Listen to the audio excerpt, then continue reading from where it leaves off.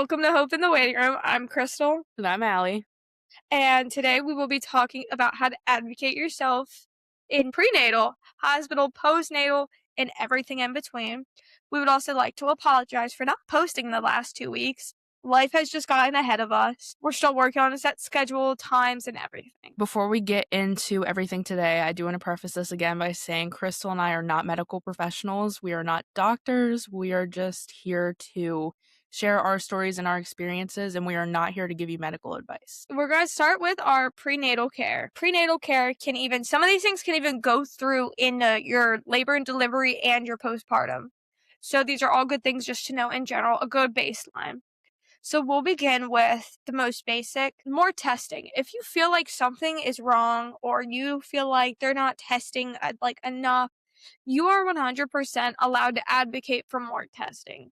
That being said, your doctors also went to school to study this, and that they might say, we don't think those tests are necessary right now, but we can always come back to it. But you're always allowed to advocate and keep trying to get what you think you need. Yeah, like when I was in my first trimester and I started itching really, really, really bad.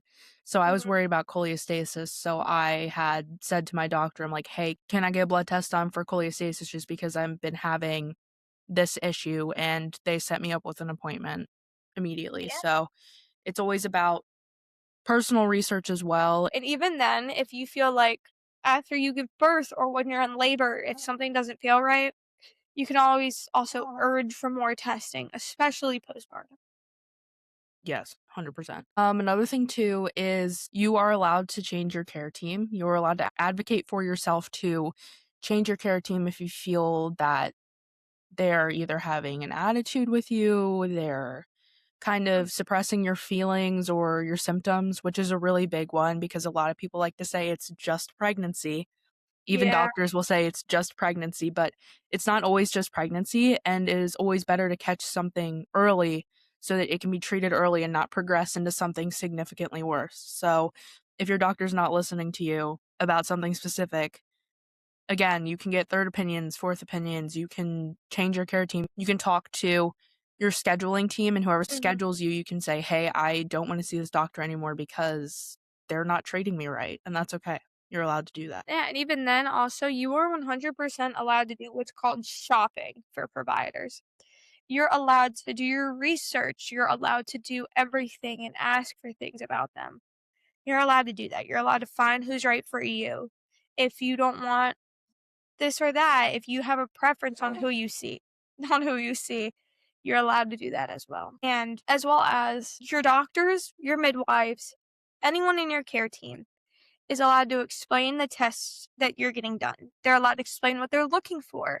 And if you're confused or you get your lab results back before they look at it, you're allowed to call them up or send them a message through my chart or whatever your portal may be and ask them for explanations. What did you find? I'm concerned about this. I will say I had good experiences with my OBs where I would get my lab results back before them and I would see abnormal. I would always send a message being like, is this abnormal because it's abnormal or is it abnormal because I'm pregnant right now? And they would always be able to explain and tell me what they found, if it's concerning or if it's not concerning. Yeah, same with me. I got a test result actually that was like severely abnormal. Like I was like astounded by how abnormal it was. And I called my doctor up, and it's usually, at least with my place, you get the nurse's hotline first and then they'll Right. like send a message to your OB, or you could send a message via my chart, but I decided to just call because I was like panicking. I was like, I need to know this right now. And they immediately contacted my OB about it, and they got back to me, and it turned out that it was just abnormal because I was still in the healing process of being pregnant. So it wasn't actually abnormal. It was just because of where my body was at, I guess. Don't ever feel like you're asking too many questions. I have an appointment with maternal fetal medicine, and I will be going with notes, highlighted notes. I have like 4 pages of questions to ask these doctors. So don't be ashamed to ask questions. Yeah. Yeah, you're allowed to have as many notes as you need, whether that is a notebook full of notes, a notes app full of notes, or even a text message full of notes. You're allowed to advocate for that. So I guess we'll move into boundaries. So when it comes to advocacy, even before labor and everything like that, You're allowed to advocate for rules on your birth plan, whether that is rules for your family, friends, and whomever it may be. Like, you're allowed to advocate that you don't want anyone but your partner being in the delivery room. You're 100% allowed to ask that. Whether that's your family or friends, you're just allowed to say, hey, I want no one there. I just want my husband, my boyfriend, whomever it may be, just to be in that room with me. You can also talk to your nurses too about whoever you don't want in your room. Mhm. So you can always talk to your care team, whoever's on your rotation, say, hey, A and B are allowed, C and D are not allowed, or they're not allowed until 4 p.m. or like whatever you want. And your nurses will help accommodate that for you. And in most cases, I feel like they will. If you approach them and you're like, hey, my so and so is very stubborn and they will blame it on me, can you say that you yourself are not allowing people to visit me right now so that it can take the burden off of me? And to my knowledge, most hospitals will do that for you because in reality, it's your time. It is not up to anybody else how you handle that time. It's your experience. You're the mother, you're the father, whoever you may be to this child, it is your experience, Nurses are literally there for you. especially They're, midwives, might I say. My midwife was an angel. Like, they're yeah, the best people. yeah. And And most from my, hospitals have a midwife. oh yeah, from my experience as well, as I was given a list of how many people can be here, and I was allowed to write who I wanted in here. And if there was someone that they had to keep out, they would do everything in their power to keep that specific person out. And they also all advocate for you to have your moment. This is the most vulnerable you'll ever be. That's the word I was Whether, looking for, yes. whether that is a vaginal birth, a C section, whatever it may be, it can be an extremely, extremely vulnerable time. And they want to do everything in their power to make you feel powerful, you feel strong, and that you can know that you can get through it, even if that means that they have to go fight tooth and nail with a person outside. They will do it for you too.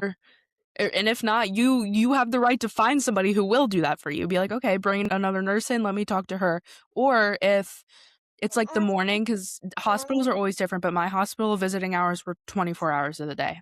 Yeah. So even if your night shift nurse is not there yet, tell your day shift nurse, hey, put a note in for my nurse so that they know to not let whoever in my room after this time, or I'm not accepting visitors again until 8 in the morning or whatever. And Yeah. also, even if people are in your room and you're fine, you're like, yeah, I can do visitors. It's great. I'm going to be fine. And it's 20 minutes goes by and you're like, yeah, I can't do this. Have your significant other or you, if you're capable, go out to the nurse's station and say, hey, I really need you to get them out of here. I can't do this. I thought I could, but I need another hour.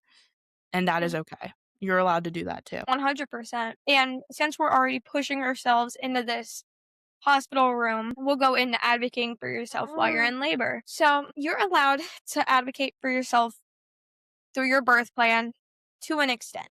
There will always be a point to where a lot of people will say, you will hear it a lot, your birth plan can just go out the window, which is so true. Your birth plan may not go the way you want. And so when you're generating your birth plan, when you're doing everything to, I guess, get it, think about, what do I want to happen if I have to have a C-section? What do I have to do in this situation? What if it has to be a scheduled induction? What if it's not spontaneous? Always good things to keep in mind, because there will be a point in time to where doctors say, hey, we think this is going to be what's best for you. Even if your birth plan says it doesn't, you don't want it, we think that this could be the best for you. And you're allowed to advocate, what does that mean for me? What does the medications mean if they're advocating for medicine? What does this scenario look like if it's a completely different scenario than what you planned? You're allowed to advocate that. And you're allowed to do everything you can to have your birth plan, but always be prepared that your birth plan may not go the way you want. Yeah, unfortunately, birth plans, there are a handful of scenarios where it does go perfectly, and we hope that everything goes perfectly for you in your situation. Mhm. But there are the off chances that something will happen and you'll need an emergency C-section, or they'll have to induce you rather than you being able to spontaneously go into labor. And it is better to have a plan in place so that you can cope with the experience mentally and it's not a shock. So you'll at Yeah. least have a backup plan in place. And also, if the doctor comes to you and says, hey, we're going to do, just for example, we're going to do an induction and we're going to start you on this pill that helps your cervix soften, cytotech, or we could do something else. Say you don't like any of those options. You could say, okay, is there another option for me? And then if there's not, most case scenarios, if it's not an immediate emergency, I am sure that your doctors will allow you to have some time to think it over before you make a decision on what you do. Mhm. You don't have to just immediately be like, okay, I'm doing that because my doctor said so, which some people are like that, and that's okay because, like, personally, I'm kind of like that. Like, I trust the doctor's opinion more than my own, but I also know what's right for my body. So if I don't feel comfortable with something, I'll be like, give me 20 minutes, I'll get back to you, or hey, I'll call you back in when I come up with an answer and it won't exceed like an hour from now or something. But if it's an emergency, you still have time to ask questions. Like, I know do not quote me on this, but I'm pretty positive that if a doctor decides that you need an emergency C-section, they have to tell you why. You're allowed to ask, and in the moment while they're wheeling you to the OR, I'm pretty sure that either no matter what, I'm pretty sure they have to tell you why you're having an emergency C-section. So at least you can get that question answered. Like, there are time frames where you can get certain things answered. As well as if you're not able to advocate for your birth plan or to ask questions, your partner, husband, boyfriend, whomever, is allowed to be your voice. They're in the room with you, they can advocate for you. And I will say, I will die on the hill that I had the best husband during labor. When I was out of it because I was on magnesium and everything, and I was just so tired, swollen, and irritated, my husband was there. He advocated for everything. If a doctor tried to push something, my husband had my birth notes in his phone. He had it there. He was like, well, she doesn't want this unless it's immediate and it's life for her or baby. And he did everything in his power to advocate for it. Even postpartum, he advocated tooth and nail for me to see my daughter when she was in the NICU.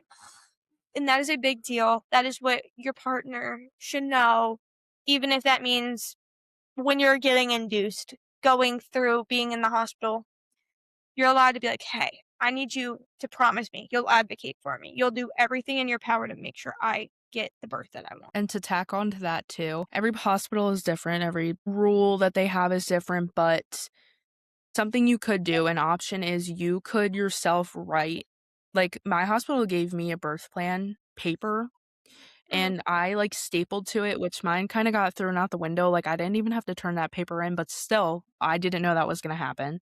So to it, I stapled a piece of printer paper and I wrote, if I am unconscious, if I am unable to speak for myself, if I'm unable to whatever, I give my fiance permission to speak on my behalf and I sign my name and the date on it.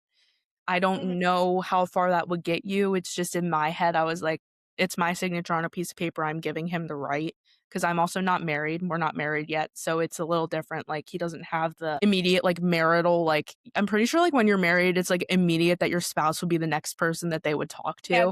But they're in your my next. case, it would be my mom or my dad, which they would have totally done what I needed them to do too. But since my fiance was the one that was there with me the whole time, I immediately gave the permission for that, and oh my god, he was a gem too. I swear there's nothing better than significant others in when you're in labor. Like, it's just like you see a whole different side of who they are and how much they really care about you. Not that you doubt that they care about you, but, like, It's just a especially with their whole mind.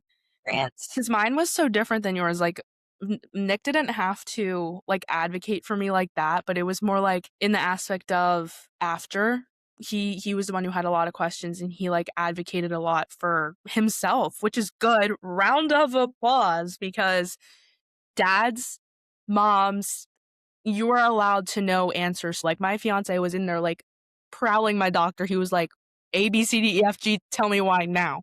So, you're allowed to do that. Don't ever feel bad about doing that, essentially. Yeah.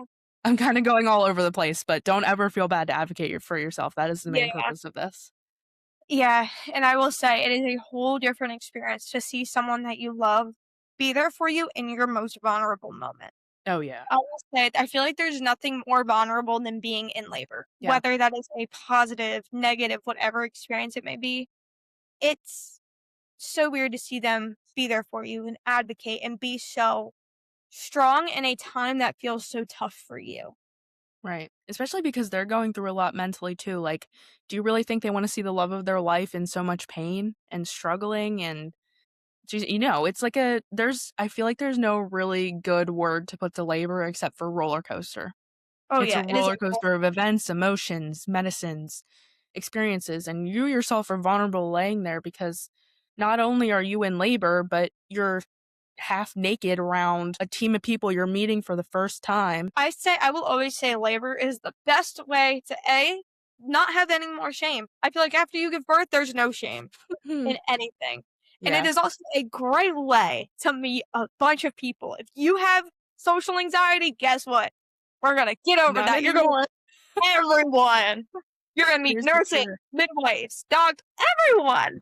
Everyone. That is true. You will see everyone, especially if you also get an epidural or you have a C-section anesthesiologists that are going to be your best friend.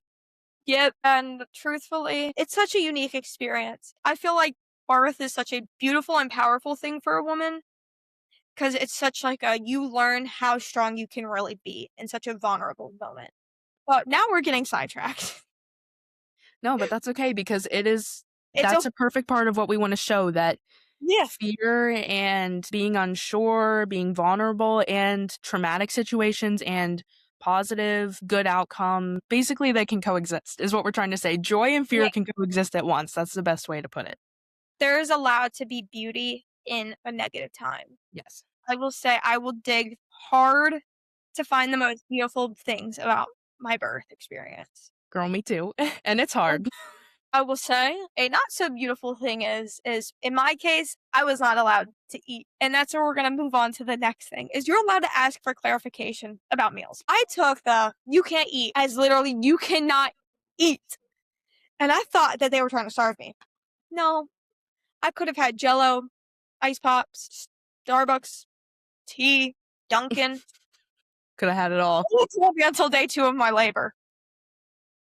So ask for clarification. If they don't tell you a clear diet, ask them what your diet. Because I will say our I guess meals were so different for childbirth. Yeah. I think that was also mainly because I just couldn't eat. Like the thought of eating or doing anything honestly besides just genuinely sitting in self-sadness made me want to throw up because I couldn't Right. focus on anything else.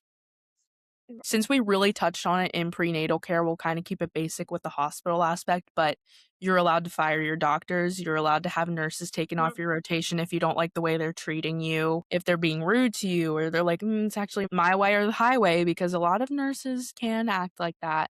You are Oh, allowed to fire those people off of your rotation. I will say I had an experience with a doctor, and I was not in the best place. My magnesium was kicking my butt. I cried to this nurse saying, "You need to get the doctor in here. I need to get off magnesium. I feel an impending doom." Which, if you've ever felt the feeling of an impending doom, it is the worst feeling. I will say that's probably the closest to death I thought I've ever felt in my life. And I had a doctor come into the room, and first, his attitude was so negative towards me. It was nothing I was expecting a doctor to be like. Walked in and said, "So I hear you want to get off magnesium." And I said, "I either need to get off of it or or it needs to be slowed down. Like I genuinely think I'm going to die. Like I'm going to pass out. I'm scared." And he looked at my husband and said, "Well, if she gets off magnesium, she'll have a seizure and die." And immediately, why would a doctor say that? Yeah. Why did a doctor feel the need to say that?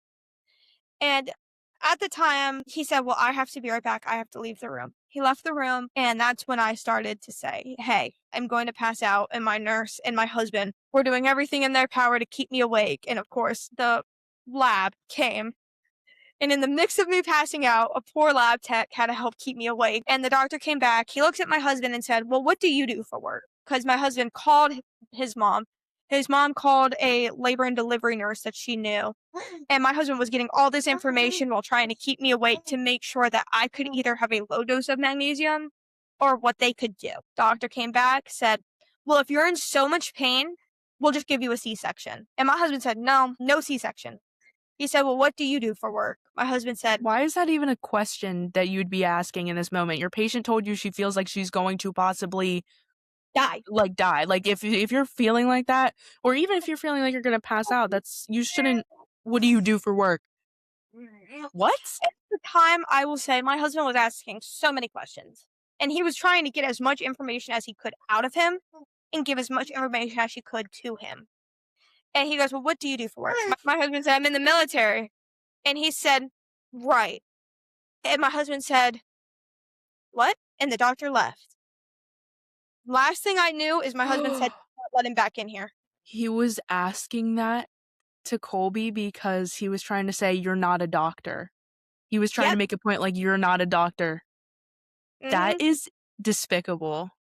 Yeah. And got to the point where finally found the name of that doctor. Might call the hospital and say, "Hey, this was my experience. Y'all should be aware of that." And That even is look, a good you can do that. You can call yeah, the hospital, complain, you can go to patient advocacy. It's a thing in your hospital. Look up the number, you can call them and complain. They'll take a formal complaint. yeah. And truthfully, if any doctor's talking to you like that, talking to your spouse, whomever, what my husband did and said, "Do not let him back in here," was the right thing to do. Yeah, that's Because insane. that is such a distasteful thing you can do to someone in labor. And thankfully, the rest of my doctors in I guess it was MFM, all of them who came in were angels, and they did everything in their power to make sure I felt okay. Jeez. Yeah. That's disgusting. Mhm. Really.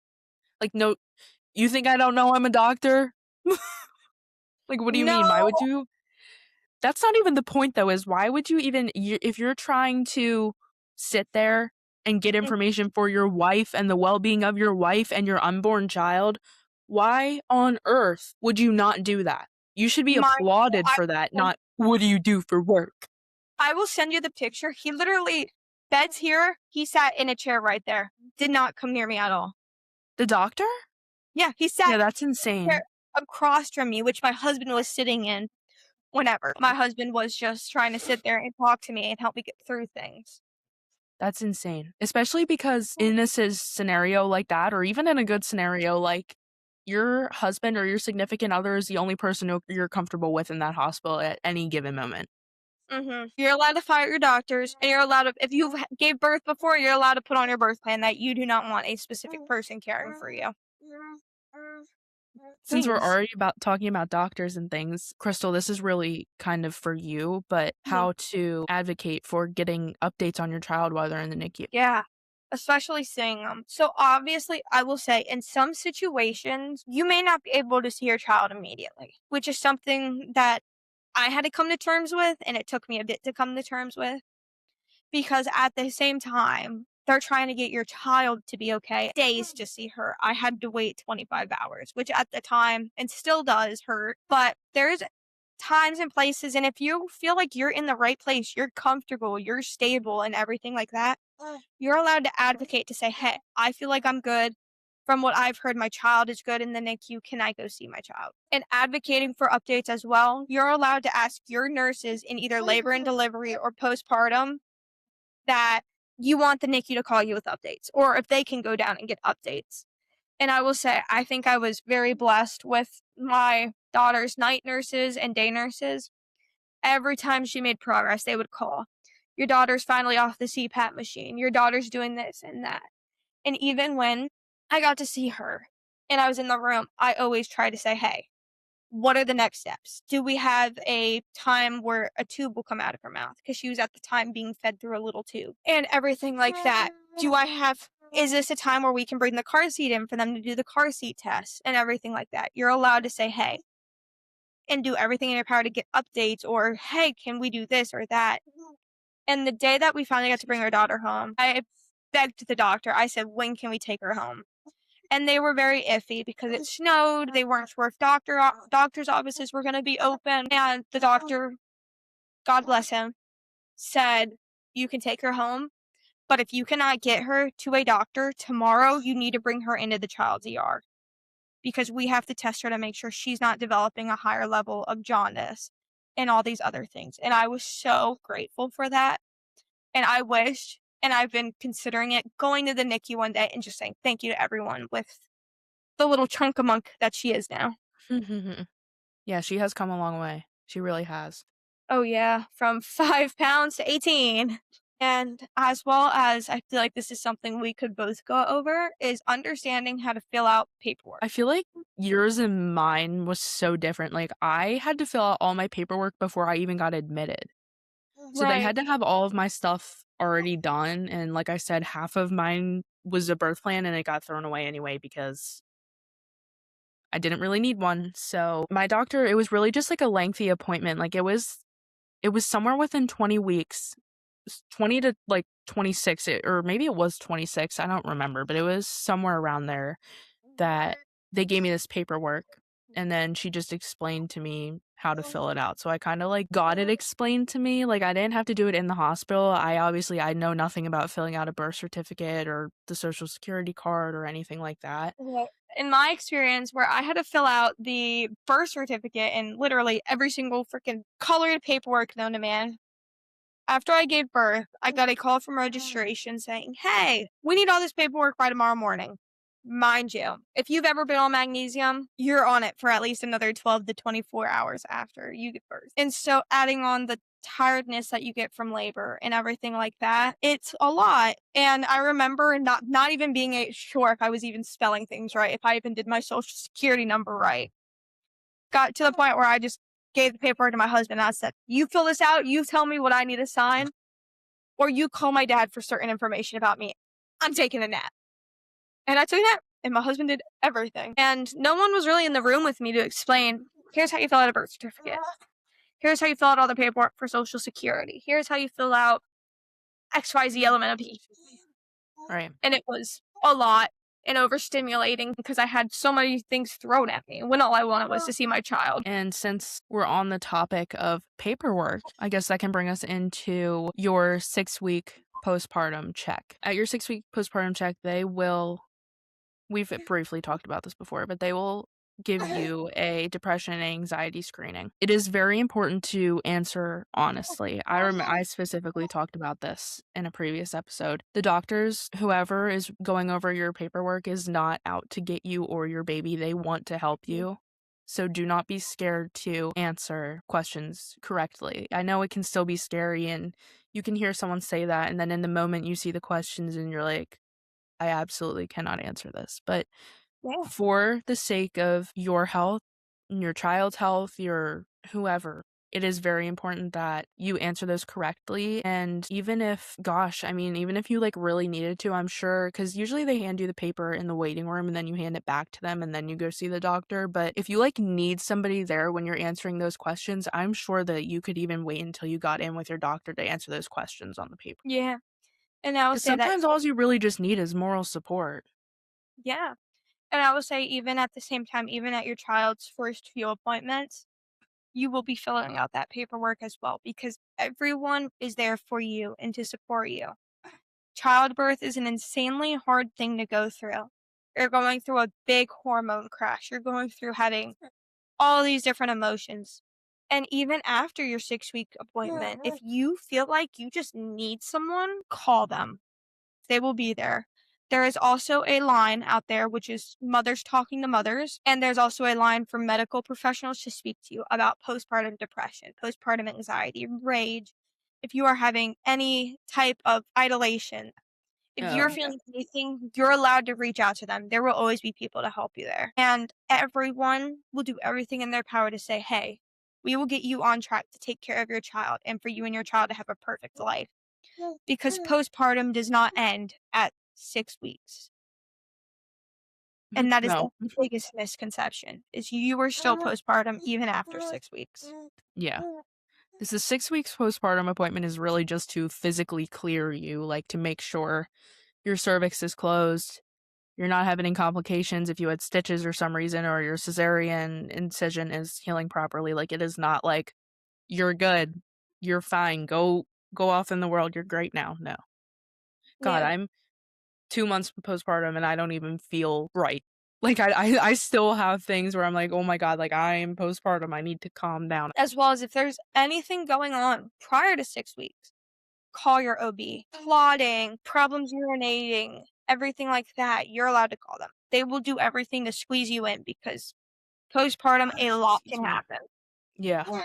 And it can happen fast too, and I'm sure with a baby, it is so hard to focus on anything like but your child, but you also really do, especially if you have your partner or whoever's in your support system, give your baby to them for, I don't know, however long you feel comfortable, because a very common thing too is not wanting to be separated from your child because you're scared Yeah. of somebody else handling your child. But they can stand right in front of you holding your baby. Just give yourself 5 minutes to check over yourself. Am I okay? What symptoms am I experiencing? Is this something I need to tell my doctor? Mhm. Check your legs, make sure you don't have any signs of clotting, anything. It's just so important to literally, even if it's 2 minutes where you just go in the bathroom and just make sure everything is fine, take those 2 minutes, because your health is so, so, so important. Because if you're not healthy, you cannot be healthy to take care of your child. That's how I see it. That's my No, personal opinion. that's a good way to say it. And I will say too, so many OBs and GYNs and everything like that will be able to be there and will find a way to say, hey, your child's fussy, you're being seen. Do you want a nurse to come in here and just rock the car seat, rock the stroller, or something so you can get your medical care? It is 100% okay. And I don't know about your experience, but when I left the hospital, they gave me a pamphlet of these are warning signs. If you develop Mhm. anything like this, go to the ER. Or Yeah. even I think at the time it said go to labor and delivery because Yeah, even that's at what they 6 told months me. postpartum, you can still go up to labor and delivery. Obviously, it depends on the hospital. And even if it is the ER, I would assume you would be fast tracked because of Maybe. how soon postpartum you would be. Yeah, I had to go to an ER to get checked for a blood clot. That was not the hospital that I delivered at, and they gave me a, postpartum specific wristband, and I was seen immediately. Like, you know how ER visits are, like, 7 hours minimum? I was in and out in, like, 2.5, Yeah, so and I they see you quickly. Because literally they say to watch out for things up to 12 weeks postpartum, but people have developed delayed preeclampsia, delayed postpartum hemorrhaging. Like, I've seen stories where people have postpartum hemorrhaged at like 15 weeks postpartum. Not to scare anybody. I'm just saying it is very important to keep an eye on warning signs because it can still yeah, happen months and months later. but yeah. Your body I is healing, and if you think about it, you're healing this wound like the the size size of of a a dinner plate. dinner plate inside of your body is healing. You have to lose all the fluid and the blood and the how thick your uterine lining is from protecting your child. You have to shed all of that. Like, it is not something that goes away in your first postpartum bleed or even your first postpartum period. Like, it takes its time. Yeah, even your first few periods postpartum, once you actually get it, that can be extremely tough. And then you have to use hormones are still regulating. You might not have a set like cycle yet. One cycle could be normal, and then the next cycle is like 50 days or something. Like, there is no set in stone way to heal, but there are significant like landmarks to pay attention to, I guess is a good way to put it. And I will say also there has been more studies coming out saying that your I think it's 4 to 6 months postpartum can be when postpartum can seriously develop. Some people don't hit their all-time low until they're 6 months postpartum, 9 months postpartum. So obviously, Mhm. if you feel like something is wrong, advocate for yourself, get the help that you need, and get the help you deserve. And even if you feel like you cannot do that, you could go to somebody who you trust and say, "Hey, I don't think I can personally reach out to get this, but can you do it for me or can you help me? Can you sit there with me while I do it?" Like, there's always an option. You can do your own research in your area. There are things called mom support groups. There will always be people there who are going to be willing to set up times to have play dates, to have a support, and all these other things. And even then, some hospitals have groups for people with preeclampsia, eclampsia, stillbirths, late term miscarriages, everything like that. There will always be a group somewhere. Even if that means you have to join a Facebook group and talk on FaceTime to a mom from Idaho. Yeah. If Like, that's something you need to do it. You could and half the time too, I'm pretty sure like a majority of hospitals have a midwife. Even if you don't belong to that hospital, you can just walk in and be like, "Hey, is there a midwife here? I am absolutely struggling and I need guidance right now." exactly. Or even somebody, if it's a labor and delivery unit, somebody will be there. A nurse, a doctor, somebody will be there to help you. There will always be someone willing to speak to you, even if you feel like There isn't.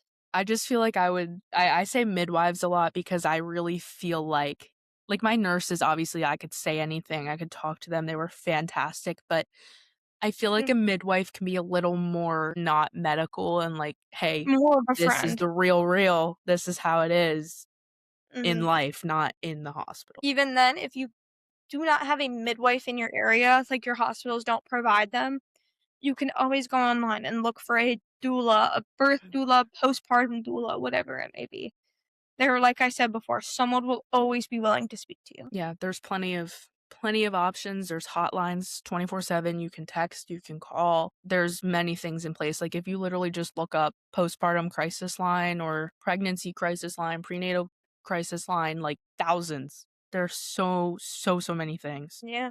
So many outlets. And I feel like we'll put at least some of the outlets in the description just in case someone needs it immediately. Oh yeah, We'll do whatever we can do to get you guys the support as well. yeah, of course. So then, leading into postpartum, advocating for, I guess this is really kind of like on my end. Like, if you have a stillbirth, if you experience a stillbirth, you can advocate to have further testing done to figure out what is wrong, what happened. Unfortunately, a lot of times with stillbirth, there isn't an answer, which sucks. But you can still do everything in your power to make sure that there's no answer. You can advocate, say, hey, I know you're not running this test, but I saw it online. Can we do this? Or can we find somebody who's going to do this? Mm, That's an option. And with some stillbirths, I don't know if it depends on how far along you are, but with some doctors or the hospital will give you an option to go home after you find out and then come back within the amount of time that they give you to start an induction process. I was given that option. I chose not to go that route. I just wanted to start induction immediately.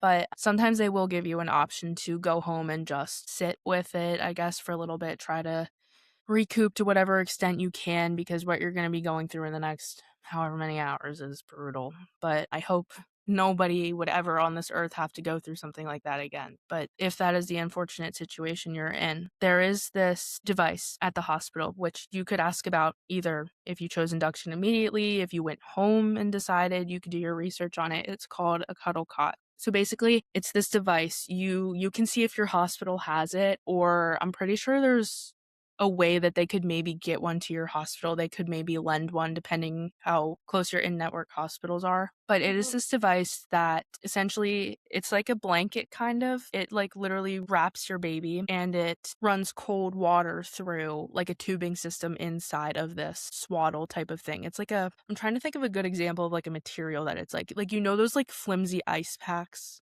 that, like, never, Yeah. like, freeze. It's kinda like that. So they'll wrap your baby and then they'll swaddle them with a hospital blanket on top, and this allows the family to have extended time with your child who had unfortunately not made it. It allows up to 3 to 5 days with your child so that they can stay in it's a device that can stay in your room. It stimulates the way that their body would be if they were in the morgue. So, with my experience, Kenley was in our room until we were discharged.